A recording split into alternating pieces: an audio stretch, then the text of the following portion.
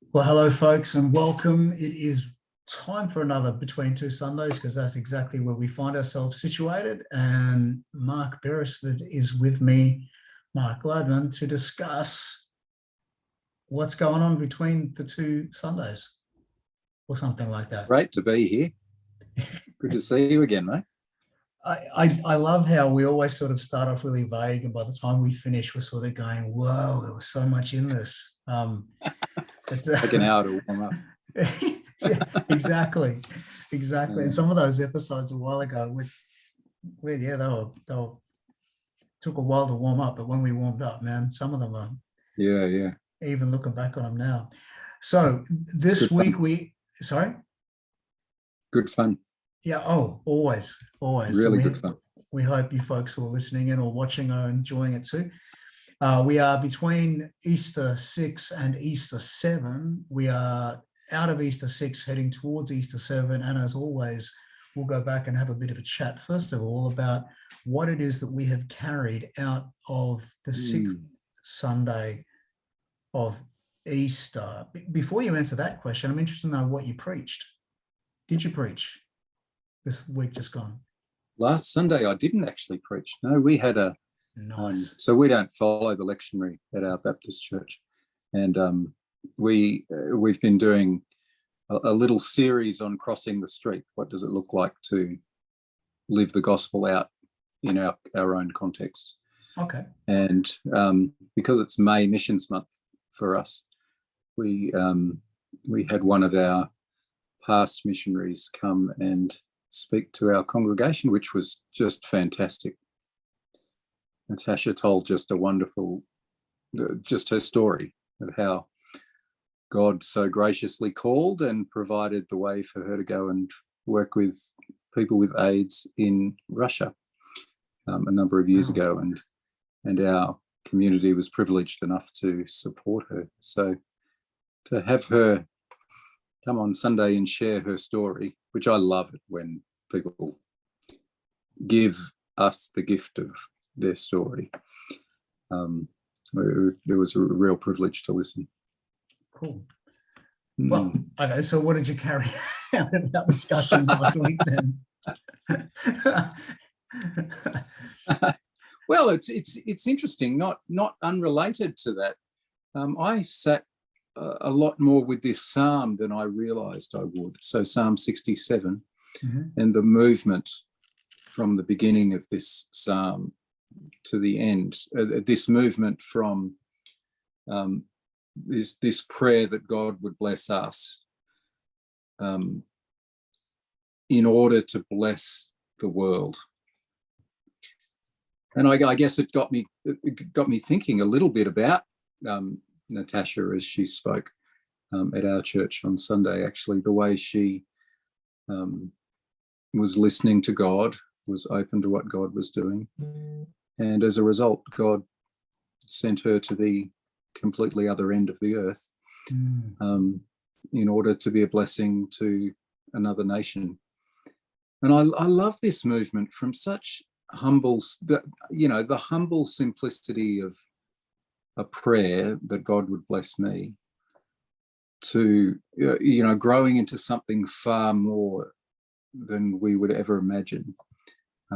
This movement from, it's just not selfish to me to ask God to bless me in this context, that I might be a blessing to others. It's just not, God's blessing just doesn't seem to be something that stops with us. It seems to be something that grows far bigger than we ever imagine. I saw this, throughout a number of the readings that we had a look at last week, but I especially saw it in the movement of the psalm, and I think that was raised up in me. I've been reading a lot about the ancient Celtic monks recently, and it's like the fertilizer of their lives is prayer. And even now, thousands of years later, so to speak,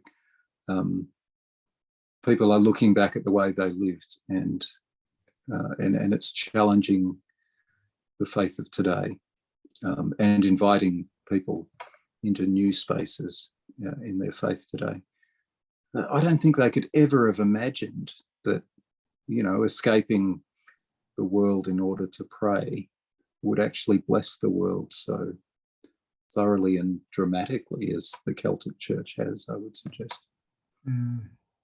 Yeah. So that was really the powerful. kind of movement I wanted to sit with. I wanted to sit with, can I be humble enough to try to change the world by simply being in the presence of God, and dare to see what that might look like. Yeah, that's powerful. It's really powerful. How did you go? Yeah, I found myself partly stuck in the John reading, partly stuck in the Revelation reading. The part of the Revelation reading that stuck was the last verse from the reading, which was chapter 22, verse 5, which said, "And there will be no more night. They will need no light or lamp or sun, for the Lord God will be their light, and they will reign forever and ever." And and they're kind of connected. In the gospel, the bit that stuck was chapter 14, verse 28, where Jesus says, "You heard me say to you, I'm going away, and I am coming to you," which sounds like a complete paradox. But when we, as we talked about a little bit last week, when we understand that there's this thing that happens, that if it was like Mary Magdalene when she encountered the risen Christ in the garden, he literally says to her, "Don't touch me."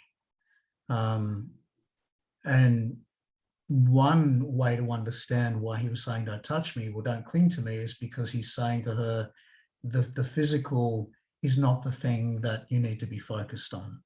That's not what I was about.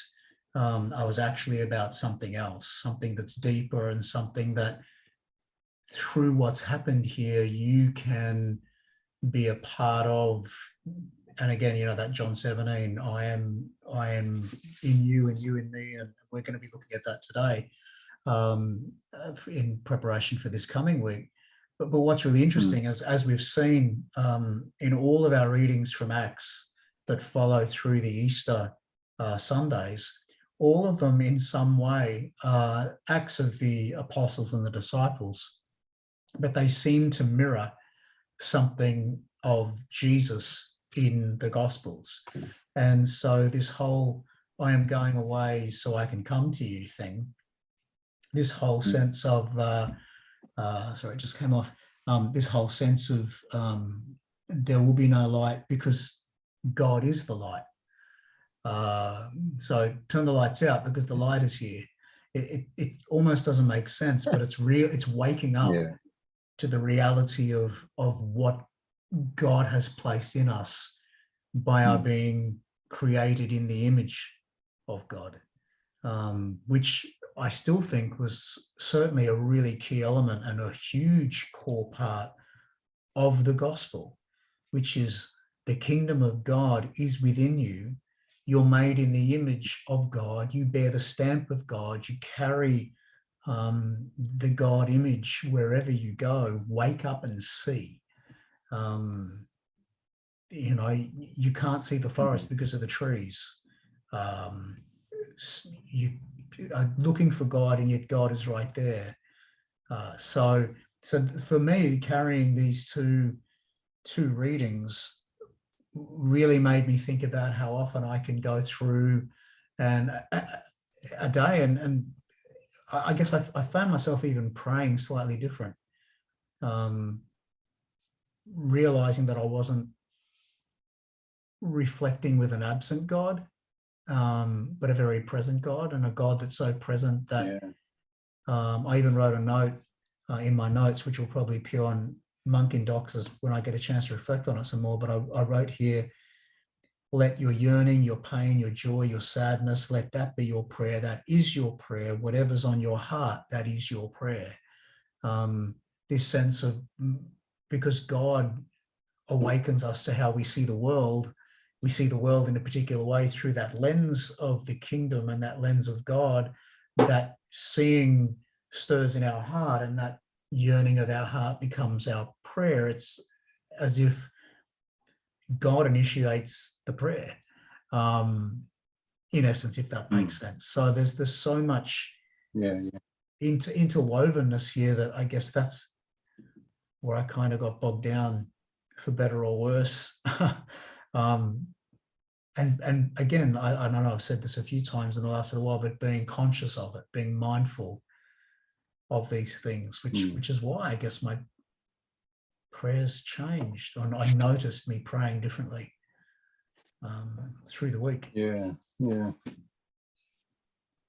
Very characteristic of the Gospel of John to sit with paradox like that, isn't it? Yeah, John. Sit with what? Manages. He really does manage to sit with the mystery so beautifully, really. And it's interesting, to be honest. I don't think it's such a. Keep going.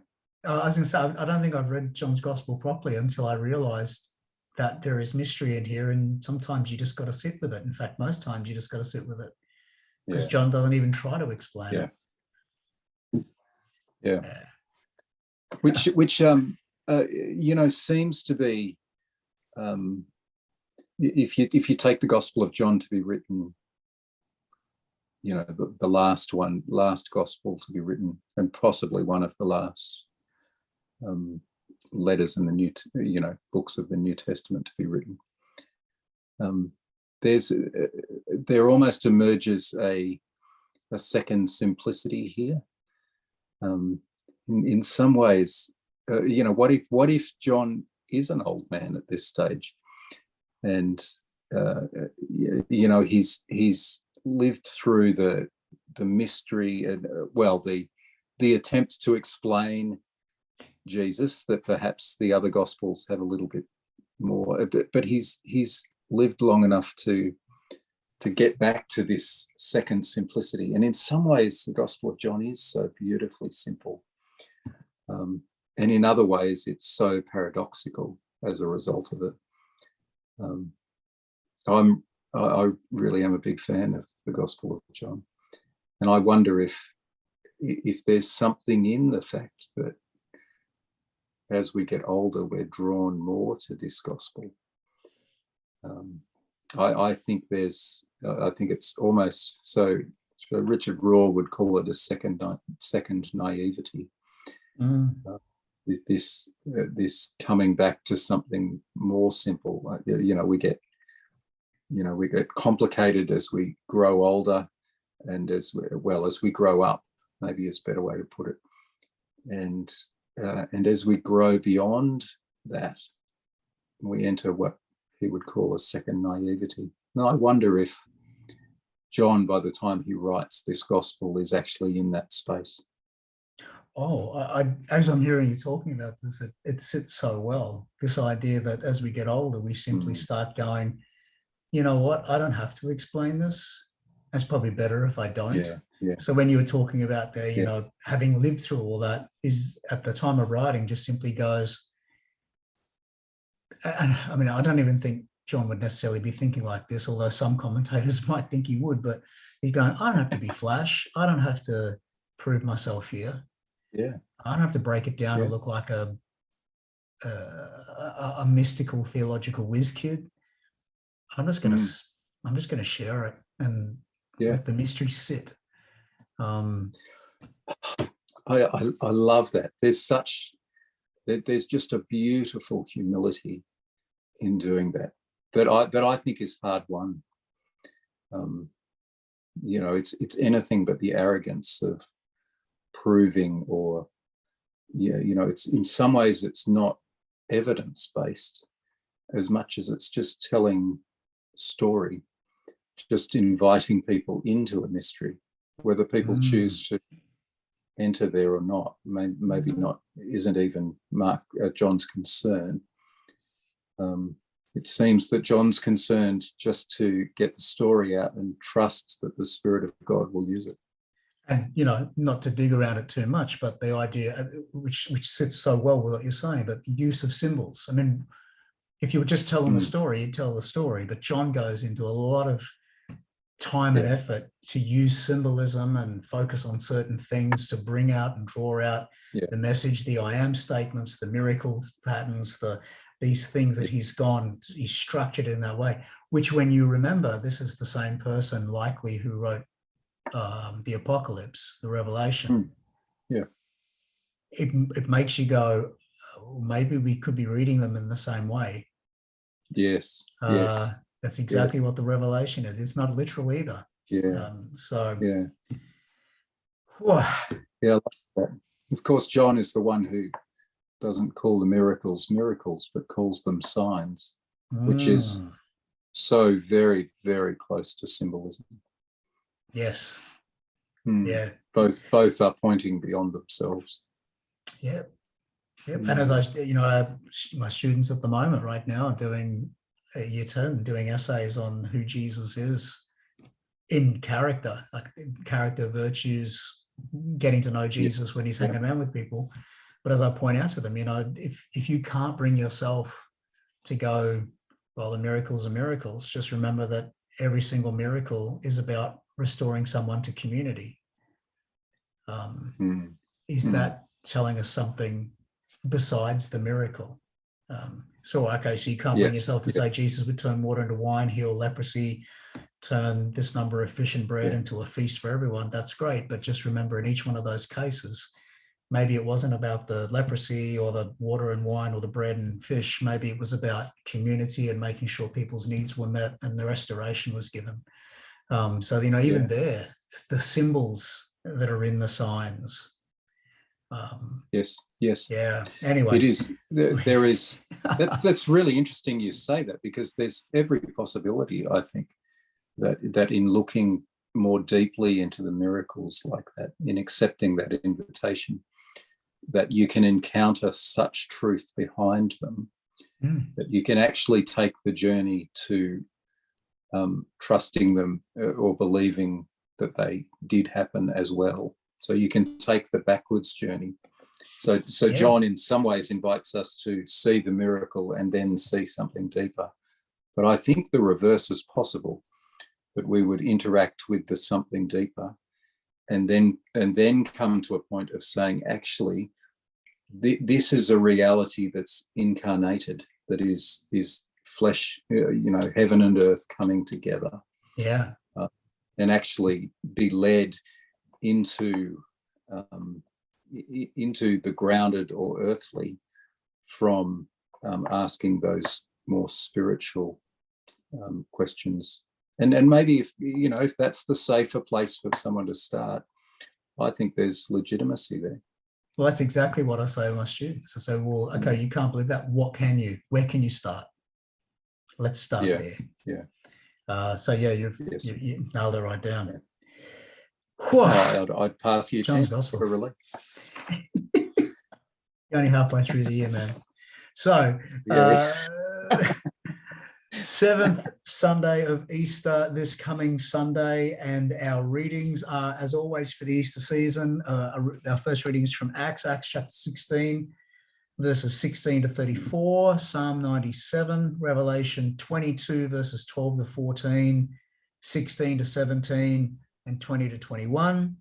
And then John chapter 17, verses 20 to 26. All of those are in the show notes or down below here if you're watching on YouTube. And you can find those and read along if you so choose, and reflect and meditate on them as we approach this coming Sunday if you don't have them already.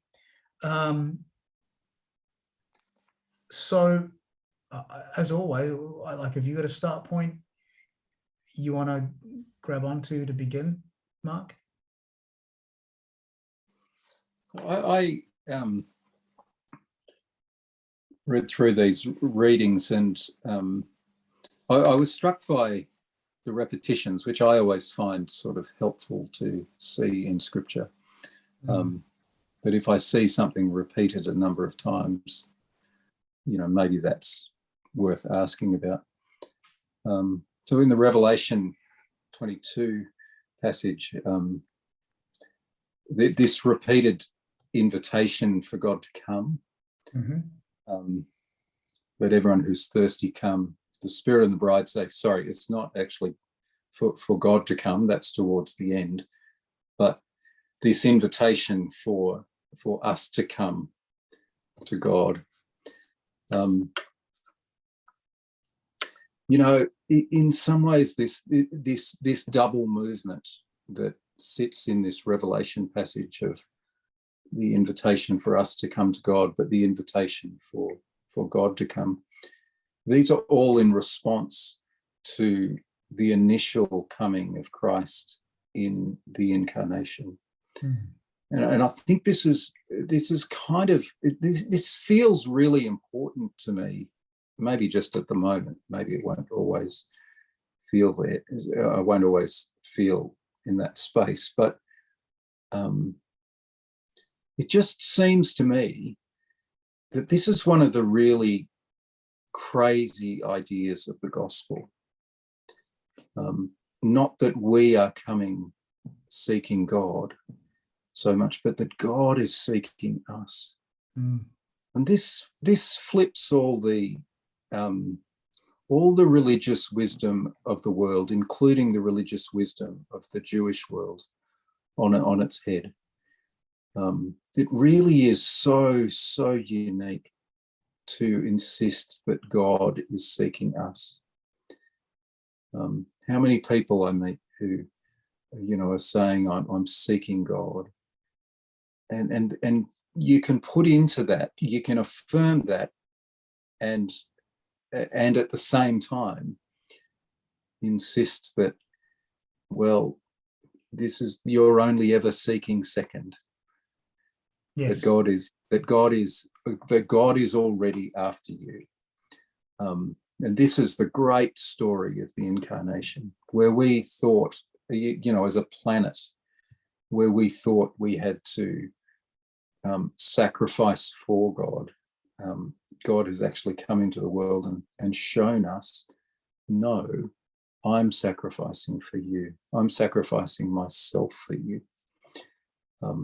It's such an upside down story. And then there was the repetition in the gospel reading that I noticed as well. This prayer and the repetition of oneness, that they may be one as we are one. That repetition of unity. I love this idea that you know, God is shown to us in the person of Jesus and the Spirit, shown to us as Trinity. And we get lost in crazy arguments around the Trinity, I think. But what if God is shown to us as a community that loves perfectly? And in this particular prayer, a community that loves perfectly and invites us to come in and love within this community as well. This is the only way John can say, you know, in the first letter of John, stuff like God is love. If God has been revealed in relationship. So often I think we get this idea that love is something we can just experience, you know, almost on our own, which I think is in some ways crazy. Love is such a relational kind of term. The very idea that God can be described as love really is founded on the idea that God is community.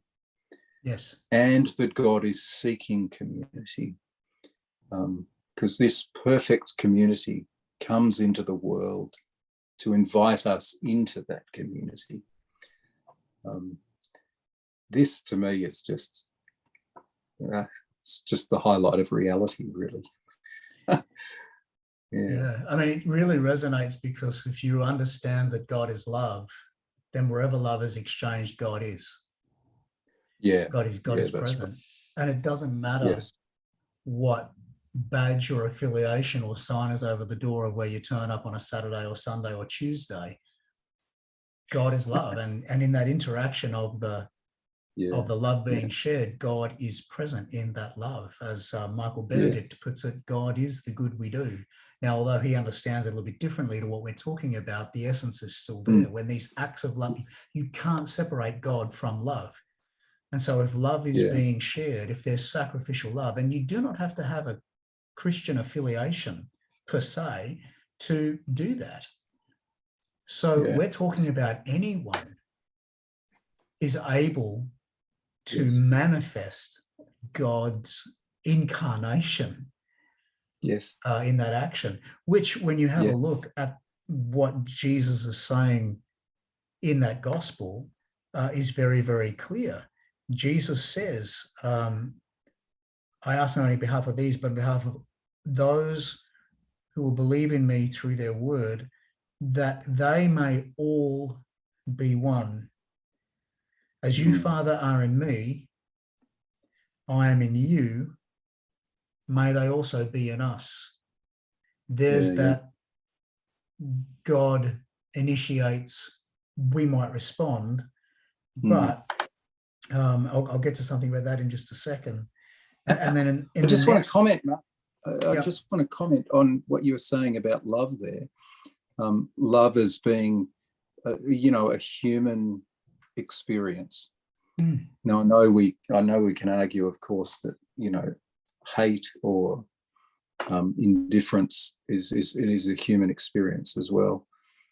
But if we're taking this call to love and unity, this expression of God as the perfectly loving community, we can go anywhere in the world, I think, and start the conversation about God positively.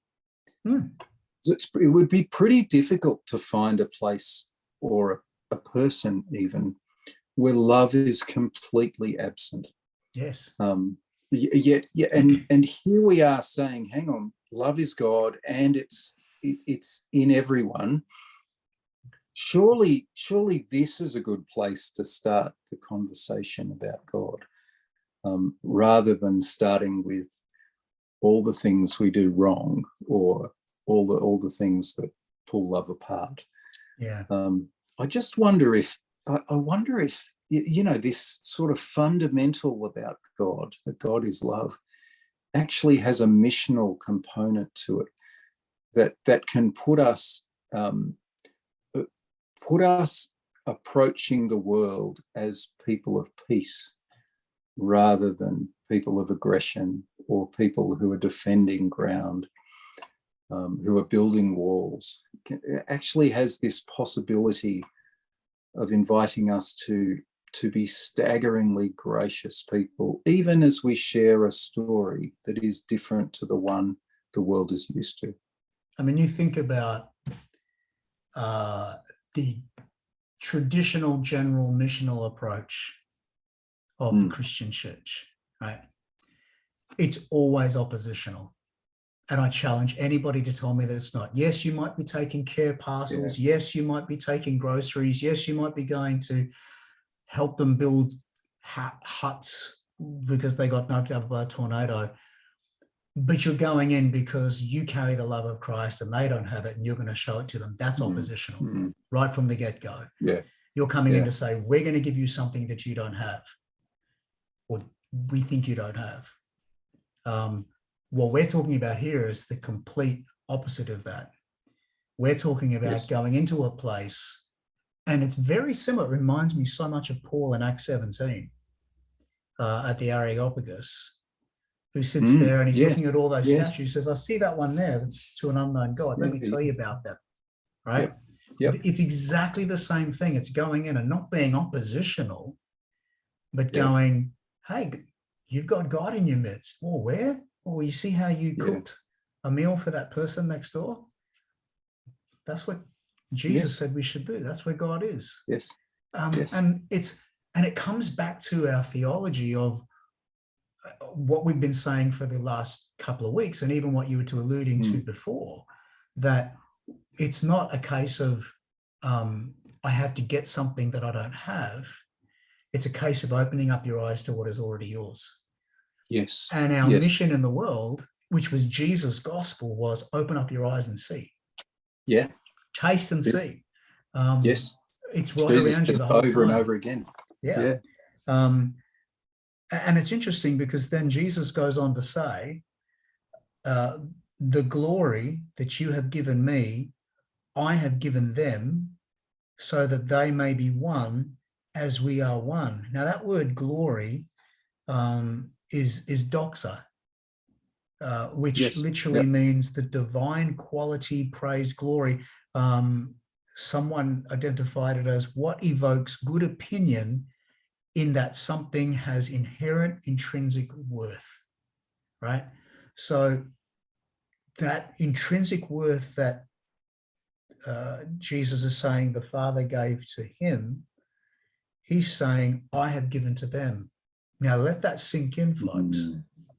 The same intrinsic worth that God gave to Jesus, Jesus is passing on to us. This has to be something we dwell on and think about. And we would be mistaken to throw away any idea that, or to think that it's anathema to believe that we are not somehow incarnate with the divine essence. Because this is literally what Jesus is saying here, the glory, that inherent intrinsic worth that you have given me. If we're going to say that Jesus has this intrinsic worth because of who Jesus was, well, Jesus is saying, I've given it to them as well. So that they may be one as we are one. This is where your theology really needs to be thought through. Because if you believe that Jesus Christ is the Son of God, if you believe that Jesus is equal with God, if you believe that Jesus incarnate as God, Jesus is saying that we are the same. We are the same. And isn't that a staggeringly dignified way of looking at people? And, yes. And so ridiculously consistent with the idea that we are made in the image of God. Now, let me put some clarity in there. I pulled up this quote from Sadhu Sundar Singh, who was an Indian Christian who became a Christian sadhu and wrote extensively and ministered in India for most of his life. And this is what he wrote, and you've probably heard different versions of this elsewhere, but Sadhu Sundar Singh writes, just as the sponge lies in the water and the water fills the sponge, but the water is not the sponge and the sponge is not the water, but they ever remain different things.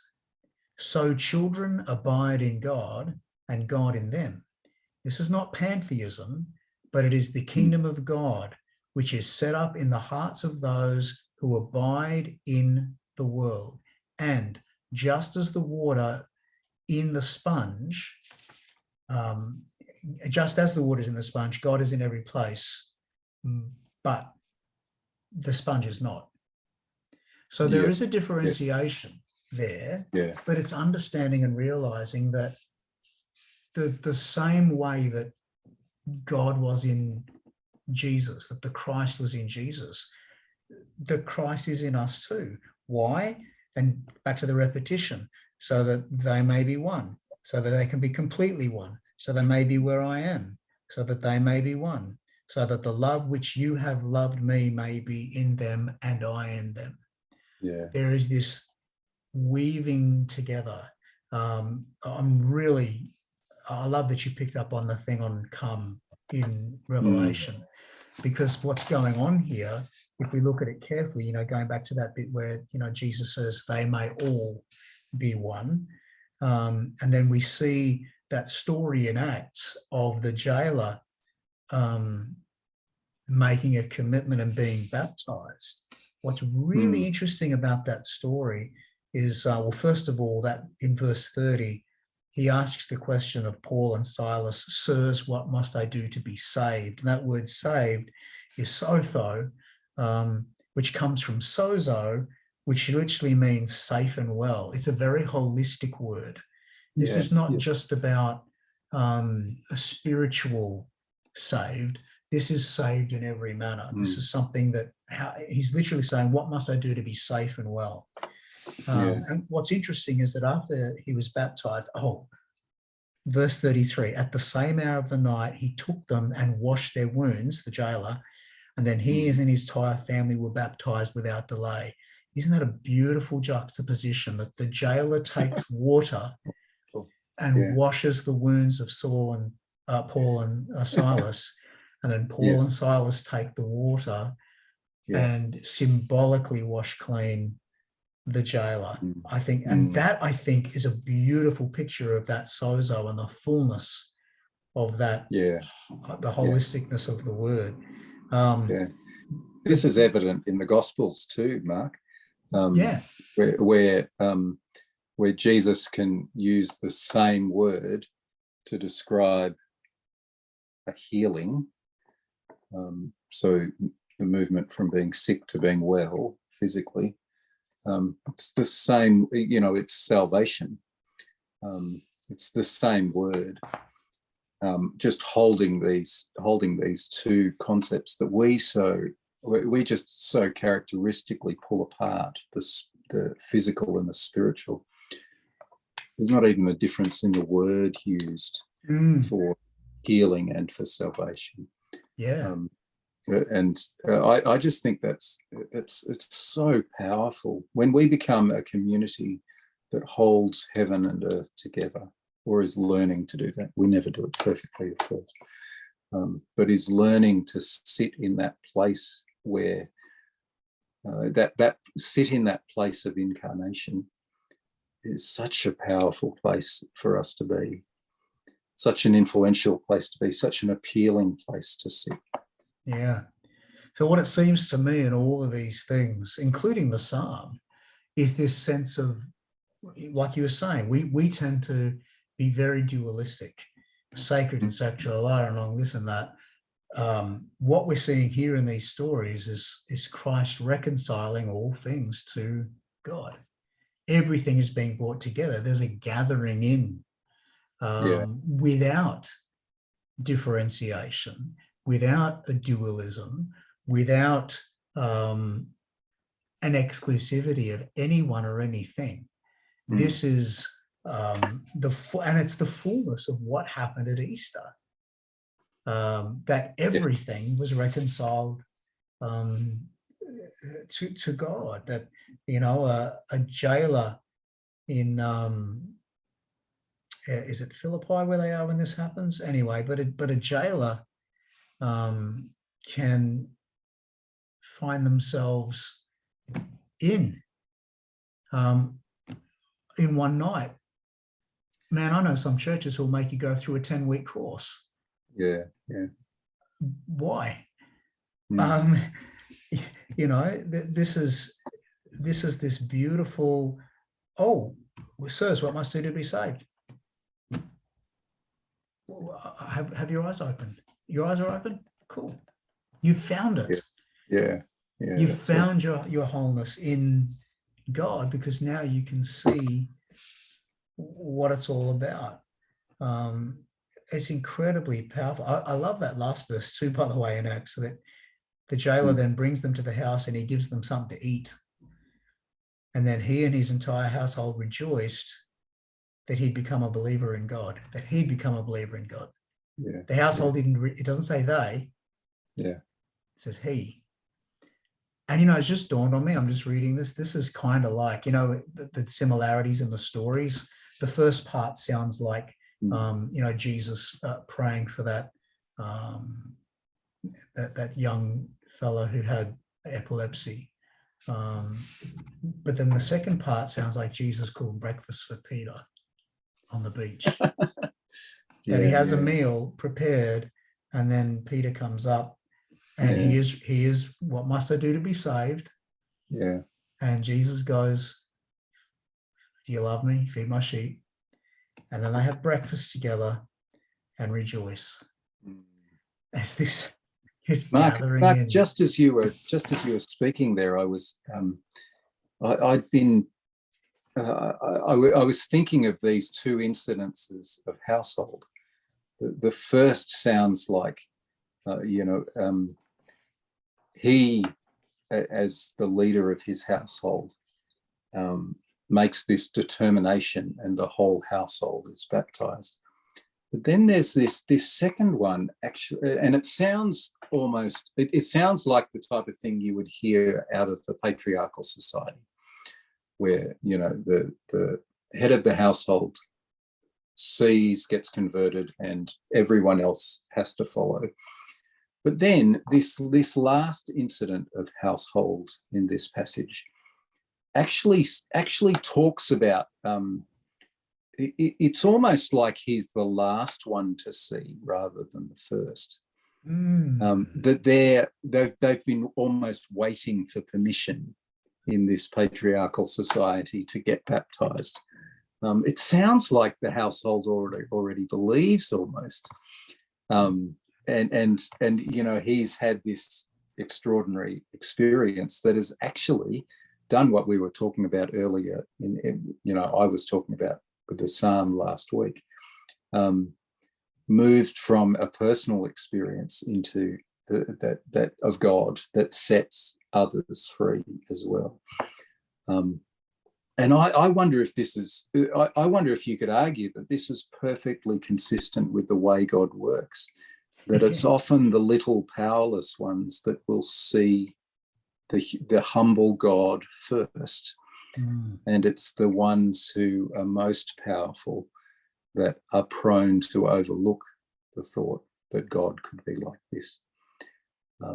I just wonder if this rejoicing comes out of something they've actually been hoping for. There you go.